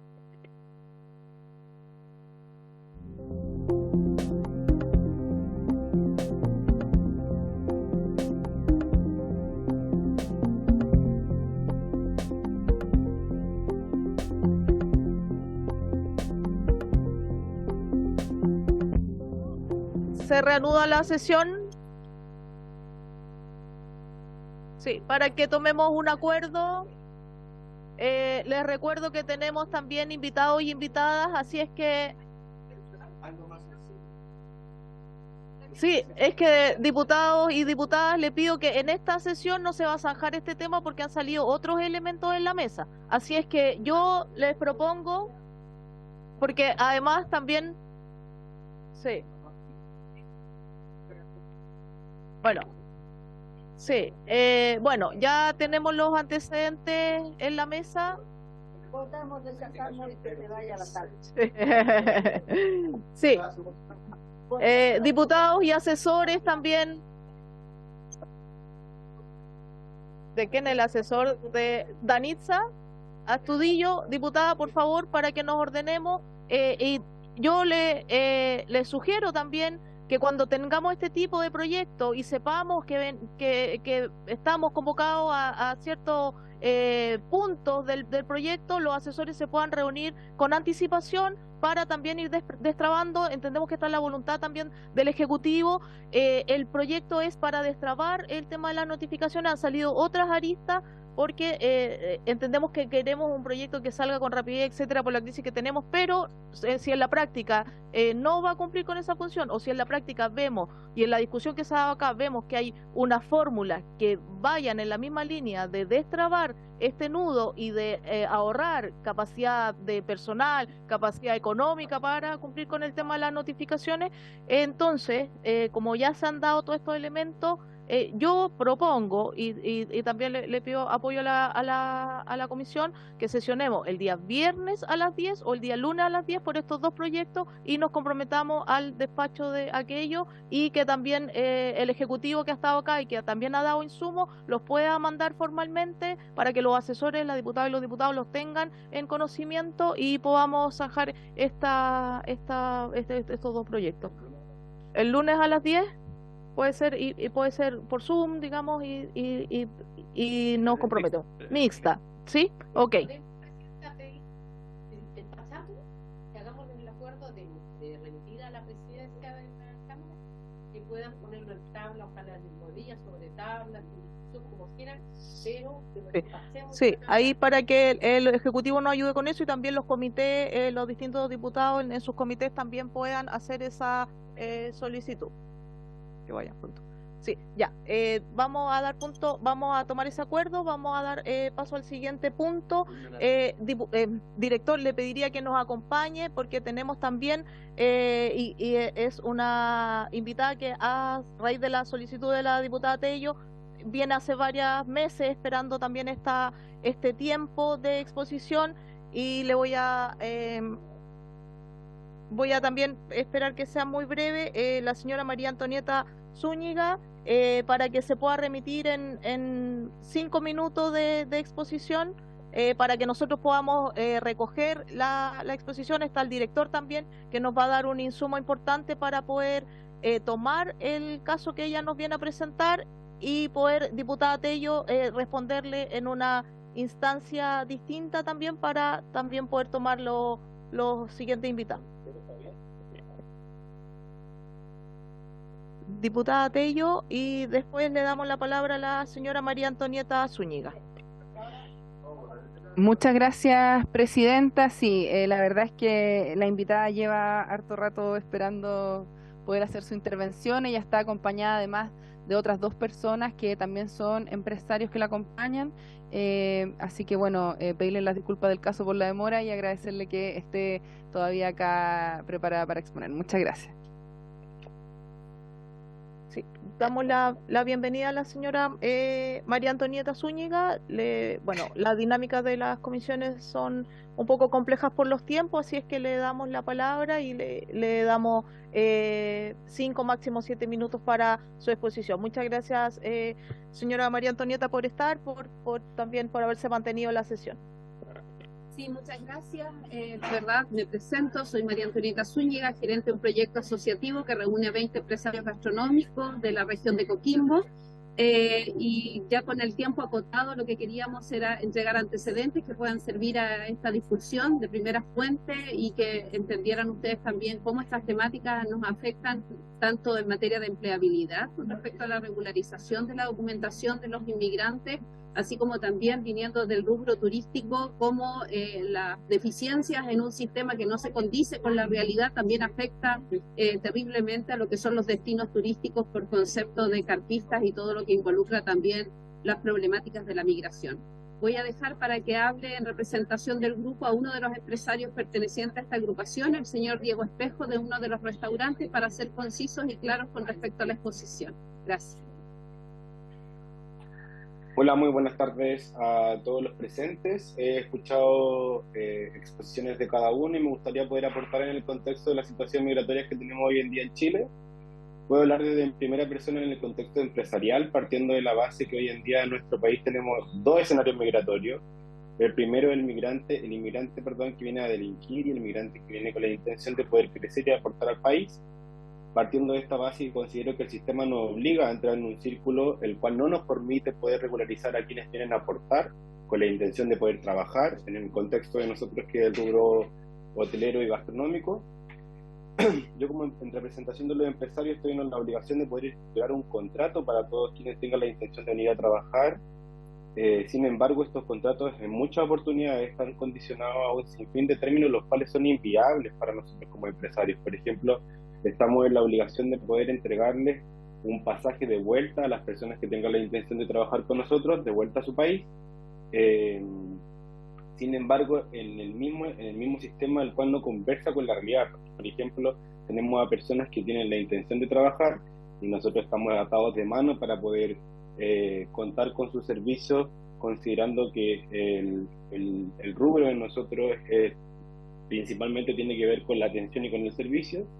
Si tenemos a personas que tienen la intención de aportar y el Estado es responsable de poder generar políticas públicas para que estos escenarios se puedan dar de la mejor forma posible, si nos podemos pensar cuáles son los cupos, cuáles en los hospitales y en los colegios, los migrantes, nos estamos centrando en un clima de cuál es la situación y en las medidas legislativas que se necesitan para que todos quienes tengan la intención de ingresar con el fin de poder aportar, necesitamos de alguna u otra forma que el sistema converse en paralelo con la realidad, porque por ejemplo nosotros tenemos la intención de poder contratar a personas, pero aún así estamos atados de mano netamente con el tema de la burocracia. Yo no puedo contratar a una persona si no tiene un permiso de trabajo, y tampoco puedo escriturar un contrato de trabajo para que ellos puedan tener un permiso de trabajo.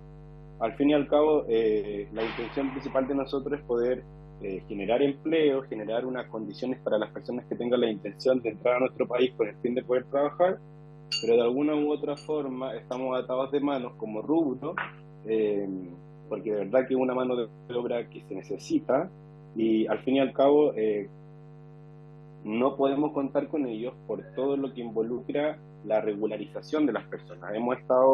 Yo en primera persona he tenido que estar en mesas de trabajo, inclusive con la inspección del trabajo, por situaciones como esta. Entonces, a donde quiero llegar principalmente, en donde tenemos que generar los canales directos para que estas personas que tengan la intención de poder aportar con nosotros, puedan regularizarse de la forma más oportuna posible y poder entregarles condiciones de trabajo dignas también, que sea algo recíproco para el país y también para estas personas.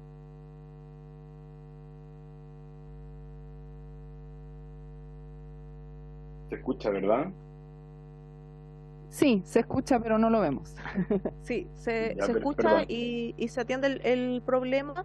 Ya esta era una situación que la diputada Tello no había expuesto junto con otros diputados. También le pedimos, director, para que usted se hubiese quedado para poder dar, digamos, recibo de este tema y poder solicitarle también que usted nos pudiera poder gestionar alguna otra instancia de reunión con la diputada Tello, también con los empresarios y microempresarios, para que poder, digamos, como bien lo dicen, ¿cierto? En la práctica se dan otras situaciones que hacen inviable y que nos traban, y gente que efectivamente ha demostrado venir a aportar al país y cumplir con los deberes ciudadanos que todo chileno tiene, y poder también destrabar esto que también tiene que ver con la migración y con las irregularidades que tenemos. Así que, director, le pido si usted nos puede colaborar con eso.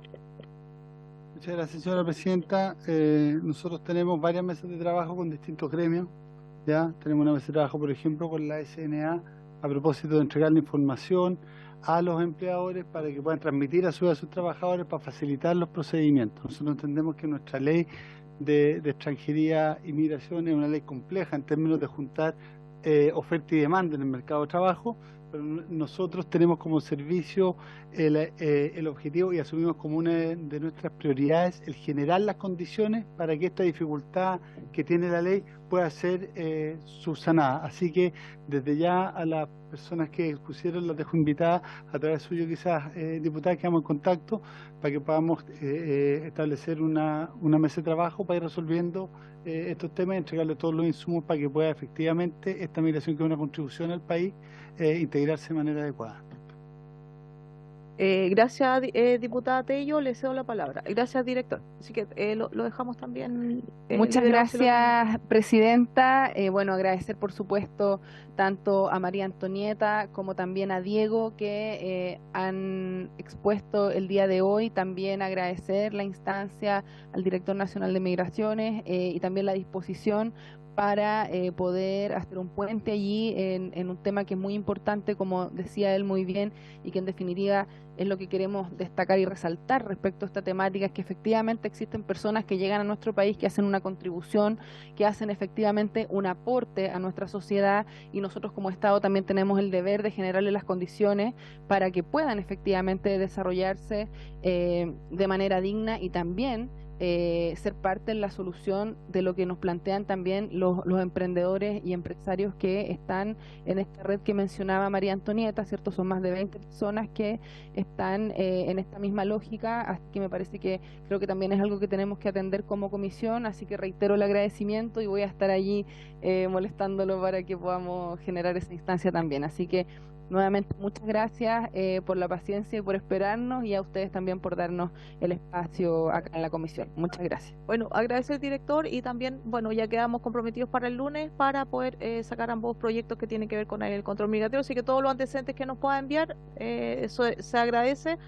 Claro, vamos a tardar el viernes para que el lunes tengamos todos los antecedentes disponibles. Así es que muchas gracias, director, y también agradecer a los expositores que tuvimos hoy día por traernos este problema tan importante, y que, como bien dicen ellos, la ley tiene que caminar con la realidad. Así es que muchas gracias con su exposición, y quedamos comunicados a través de la diputada Tello para que puedan subsanar esta problemática que hoy día los aqueja. Así que también agradecerle a ustedes. Bueno, vamos a pasar al siguiente punto y voy a pedir un acuerdo para poder extender 10 minutos la sesión en tiempo reglamentario. ¿Hay acuerdo? Muchas gracias, los veo a todos muy motivados con el acuerdo. Sí, vamos a recibir también hay cansancio. Las últimas sesiones del año. Agradecemos también a nuestra siguiente invitada por un tema también muy importante, como tan importante como el tema que estamos viendo hoy día, que tiene que ver con los dos proyectos que tenemos, y hoy día que se suma un tercero, que es por la probidad y transparencia en los municipios. Así que queremos escucharla, que ella nos va a acompañar también en la tramitación de este proyecto, y también que se enmarca en un marco mayor por la integridad pública a nivel nacional. Así que damos la bienvenida a Valeria Lugar. Muchas gracias por acompañarnos en la comisión. Muchas gracias, presidenta. Muchas gracias, diputados y diputadas. Tenemos una presentación preparada. Entiendo que la van a compartir. Sí.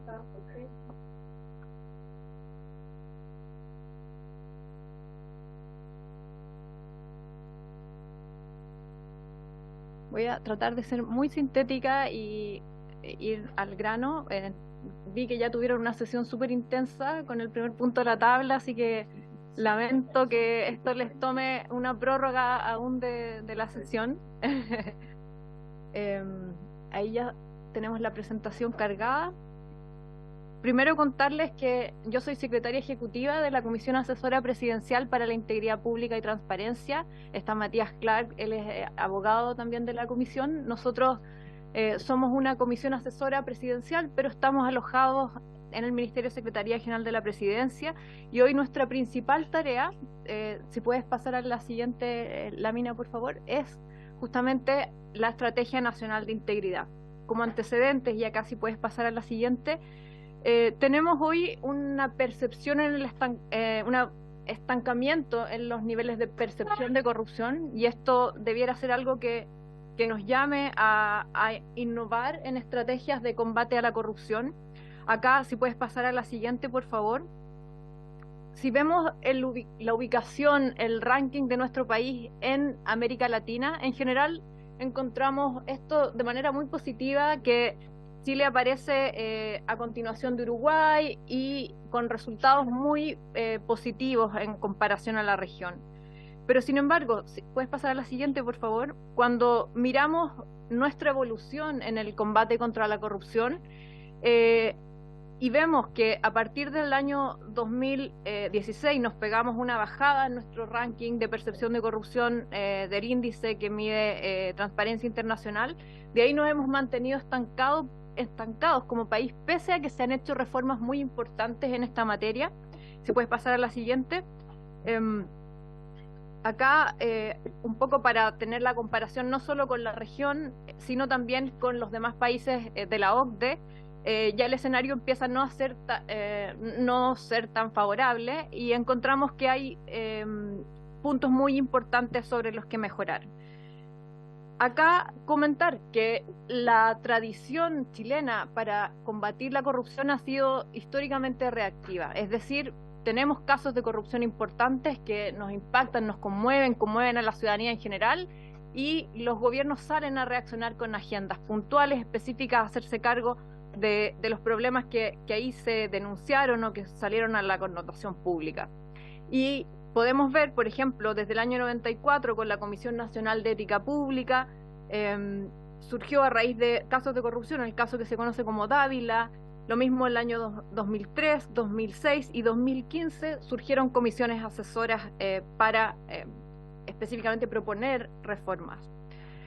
¿Qué es lo que estamos tratando de hacer con esta Estrategia Nacional de Integridad? Un poco romper ese paradigma reactivo y avanzar hacia una visión más integral, y justamente ya tratamos de utilizar no el concepto de probidad administrativa, sino integridad, tratando de incorporar acá una visión estratégica que comprenda a todos los poderes del Estado y también la dimensión ética del combate contra la corrupción. ¿Cómo lo estamos haciendo? Si puedes pasar a la siguiente, por favor. Estamos desarrollando un proceso de co-creación, no solo al interior del gobierno, sino también con órganos más allá de la administración central. En esto, por ejemplo, está la Asociación Chilena de Municipalidades, tenemos contrapartes de la Corte Suprema, del Senado, de la Cámara de Diputados, tenemos digamos, no diputados propiamente tales, sino que de la orgánica, las secretarías, el Consejo Resolutivo de Asignaciones Parlamentarias, y también otros órganos como el Ministerio Público, Fiscalía Nacional Económica, es decir, la Contraloría, Consejo para la Transparencia. Estamos haciendo un esfuerzo por coordinarnos con los demás órganos que tienen alguna competencia en temas de anticorrupción para poder hacer una propuesta de política pública de largo plazo. Y esto justamente es la Estrategia Nacional de Integridad. Si puedes pasar a la siguiente. Muchas gracias. ¿Cuál es el marco teórico de esta estrategia? Por una parte, apuntamos a cumplir con generar instituciones sólidas, inclusivas y justas, como son los desafíos que propone Naciones Unidas, pero también consideramos acá recomendaciones específicas que tiene la OCDE y Naciones Unidas. Hay indicadores de la OCDE que específicamente miden la capacidad de los estados de avanzar estratégicamente en el combate contra la corrupción. Y si vemos esos gráficos que hoy día están públicos desde hace unas semanas en la página de la OCDE, vamos a encontrarnos con que nuestro país no tiene datos, es decir, ranqueamos en 0 en temas de abordaje estratégico del combate contra la corrupción. Y eso es justamente lo que esperamos poder cumplir, si puedes pasar a la siguiente, con esta estrategia. Pues, esto obviamente es un proceso de co-creación que tiene etapas. En primer lugar, la definición de objetivos. En segundo lugar, el diseño de un plan de acción con medidas específicas, con indicadores, y posteriormente vendrá un sistema de monitoreo que esperamos sea objetivo y permita también a la sociedad civil hacerse parte de esto. Me voy a saltar esta lámina, era solo para contarles un poco lo que hemos hecho, pero creo que ya les estamos comiendo mucho tiempo de la prórroga. Quisiera contarles los ejes que tiene la estrategia y los temas que se abordan acá. Por una parte, tenemos el tema de la transparencia, que esto a transparencia activa, pasiva, ¿cierto? Que se conoce como transparencia activa, pasiva. Recursos públicos, el manejo y el buen uso de los recursos públicos. Función pública como eje que apunta a cómo prevenir los conflictos de intereses en quienes ejercen funciones públicas. El eje política, cómo velar porque, por ejemplo, partidos políticos y campañas electorales tengan adecuados mecanismos de rendición de cuentas, transparencia, prevención también de la corrupción en esos espacios. Y por último, el eje sector privado, que apunta justamente a la consolidación de una cultura de integridad también en el mundo de los negocios y aspirando a generar una cultura de integridad en nuestro país. Si puedes pasar a la siguiente, muchas gracias. No voy a ir a los objetivos de cada uno de estos ejes, que los hemos definido en jornadas participativas con todas las contrapartes que forman un poco parte del equipo que está trabajando en esta estrategia, sino solo mencionar los objetivos transversales, que son objetivos que no se encasillan en una de estas temáticas, sino que podríamos decir tocan todos estos temas. Acá tenemos, por una parte, un objetivo que apunta al cambio cultural, generar una cultura de integridad con foco en las personas, y un segundo objetivo apunta a la creación o contar con un ecosistema eficaz y coordinado en el combate contra la corrupción. Ahí pueden ver la redacción, no me voy a extender, pero en el fondo son dos cuestiones muy relevantes que son complementarias: el cambio cultural, pero también las instituciones y las reglas que deben asegurar que ese cambio cultural se produzca y que se mantenga en el tiempo. Contarles que esta Estrategia Nacional de Integridad considera la participación como un elemento fundamental. Si puedes pasar a la siguiente, por favor. Y que por eso realizamos una consulta pública en la que participaron 3.090 personas. Si puedes pasar a la siguiente, muchas gracias. Y también, junto con esa consulta que tuvo lugar en una página web, recibimos comentarios muy valiosos en torno a priorización, percepción ciudadana. También realizamos diálogos con personas que la mayoría de estos diálogos fueron presenciales, y ahí pudimos escuchar a 247 personas. Logramos escuchar específicamente a personas que nosotros hicimos un estudio dentro de la comisión, y también siguiendo recomendaciones internacionales en esto, identificamos grupos que viven situaciones de corrupción de manera distinta o con algún grado de especificidad, y requieren, en el fondo, escucharlos, requieren atenderse, digamos, como con cierta especificidad. Por eso hicimos estos diálogos sociales, nos enfocamos en pueblos originarios, pero también mujeres, personas mayores. Si se fijan, son muchos grupos. Cada uno de estos grupos tiene distintas situaciones de corrupción que genera su relación con el Estado, y quisiera contarles, si puedes pasar a la siguiente. Esa imagen solo comparte algunas imágenes de esos diálogos que hicimos en las distintas regiones. Ahora quisiera contarles 10 hallazgos clave que encontramos en esta consulta pública, y me voy a referir acá únicamente a...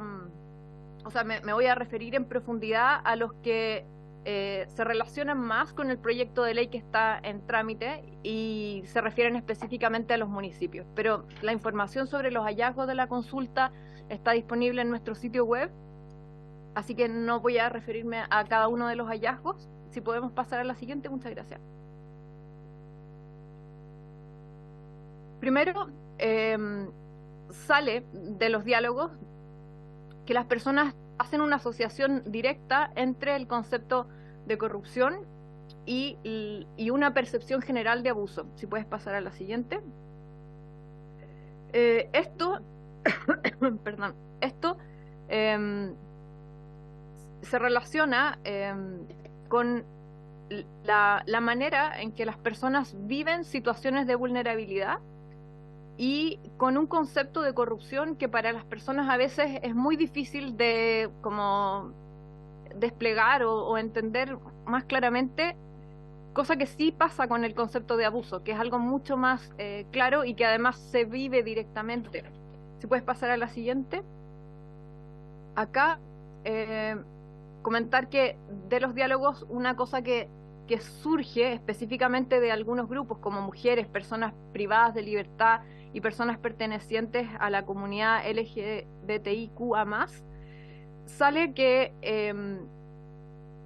no solo son graves o considerados como graves para estos grupos delitos o faltas a la probidad que son sancionados o vistos como delitos, sino también inobservancias éticas. Y esto nos llama a pensar justamente que una estrategia de integridad tiene que considerar el elemento ético y no solamente avanzar como en estrategias punitivas.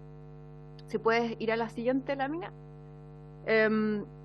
A su vez, de la participación con estos grupos de especial interés, nos dimos cuenta de la importancia de adoptar un enfoque de derechos humanos también en el diseño de una estrategia nacional de integridad. Si puedes pasar a la siguiente. Acá hay una vinculación muy directa entre el acceso de personas en situación de vulnerabilidad a derechos y la percepción de corrupción que se tiene del Estado o de las instituciones cuando esos derechos no son satisfechos. Y de aquí pasamos al siguiente hallazgo, la siguiente lámina. Muchas gracias. ¿Puedes pasar a la siguiente? Muchas gracias. Que existe una vinculación muy nítida entre el diagnóstico que hacen las personas de situaciones de microcorrupción y lo que viven en su relación con el mundo municipal. Eso, o sea, este dato ha estado muy dicho, o sea, aparece en muchos estudios de la Contraloría, del Consejo para la Transparencia, encuestas de opinión de otras instituciones y académicos, y nosotros pudimos también constatar esto en el proceso participativo.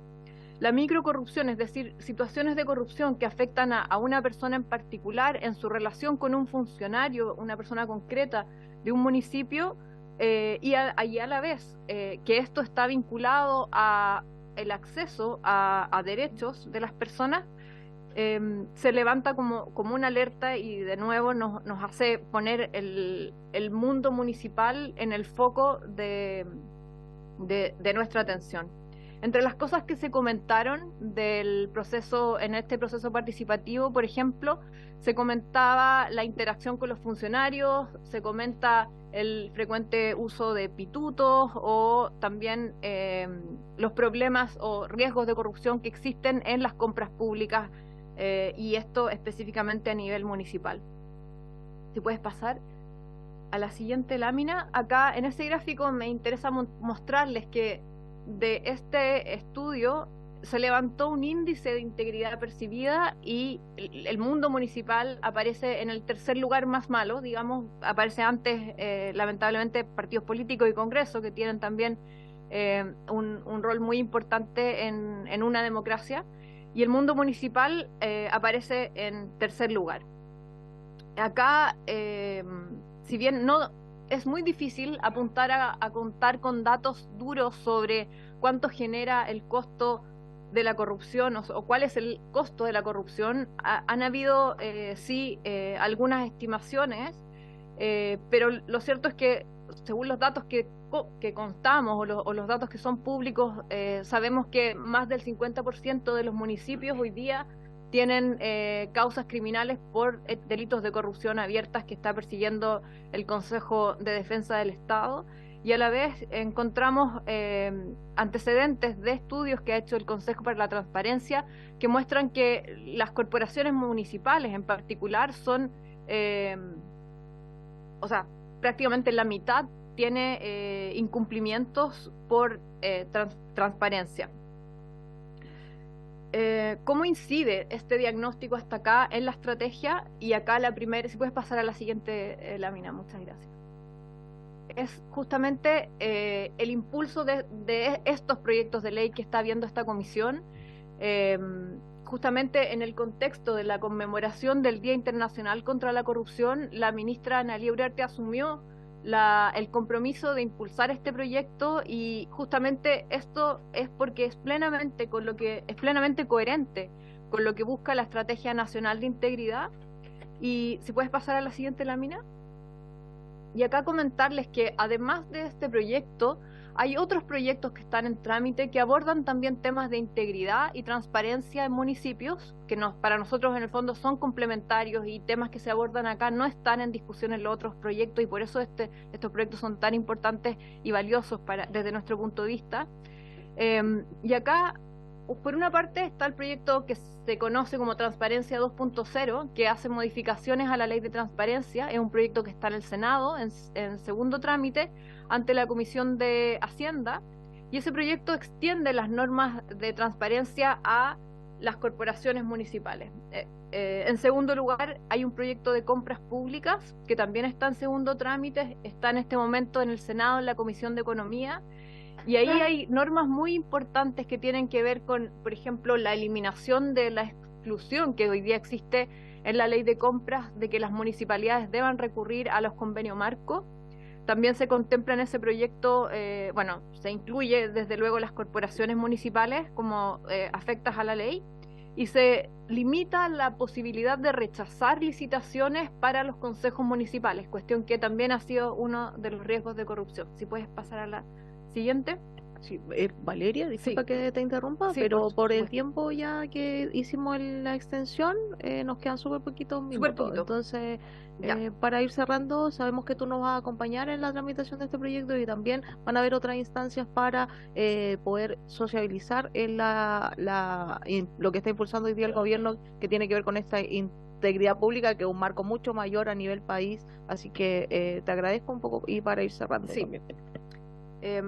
Voy a ir entonces directo a los aspectos que nos parece importante destacar de este proyecto.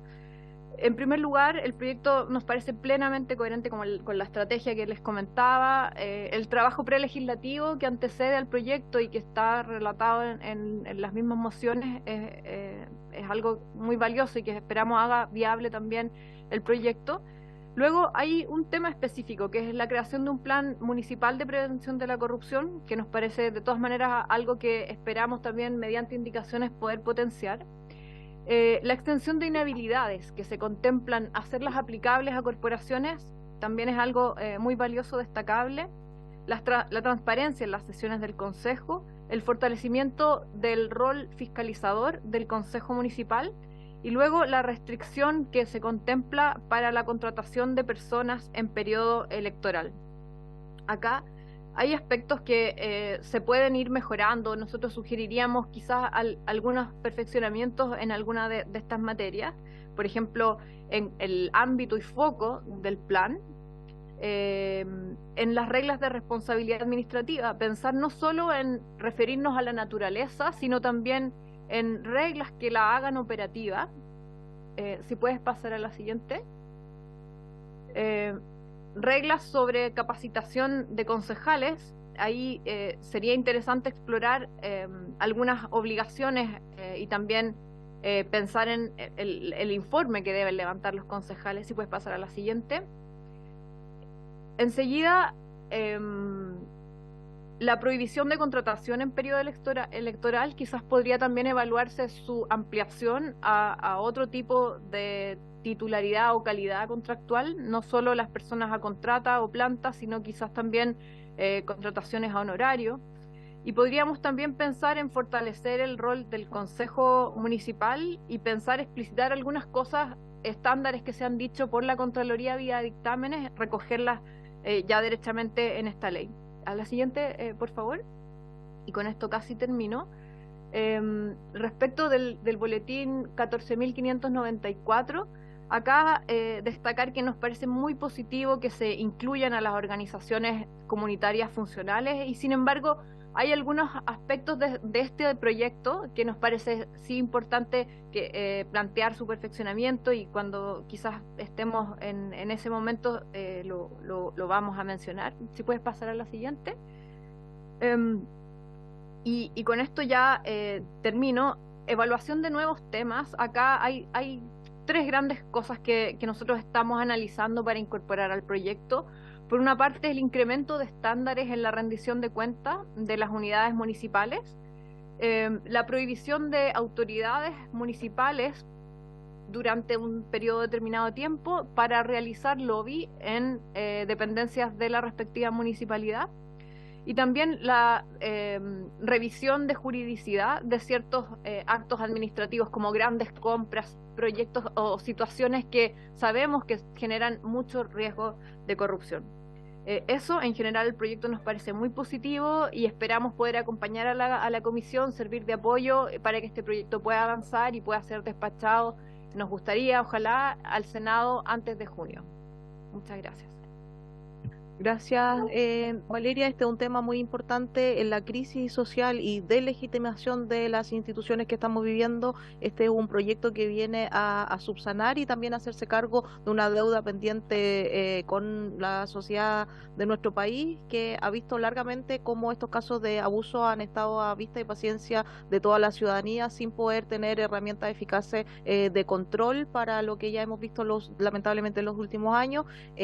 Por supuesto que nuestra comisión desde el primera sesión nos pidieron también estos proyectos, así es que agradecer la presencia. Sabemos que va a estar acompañando todos estos procesos y también pedirle a los diputados y las diputadas que puedan también integrarse en este marco mayor de la integridad pública en nuestro país. Así que muchas gracias. No tenemos espacio hoy día para comentar, pero la vamos a tener nuevamente en nuestra comisión tratando este proyecto tan importante. Así que muchas gracias y por haberse cumplido el objeto de esta sesión, se levanta. Gracias a todos y a todas.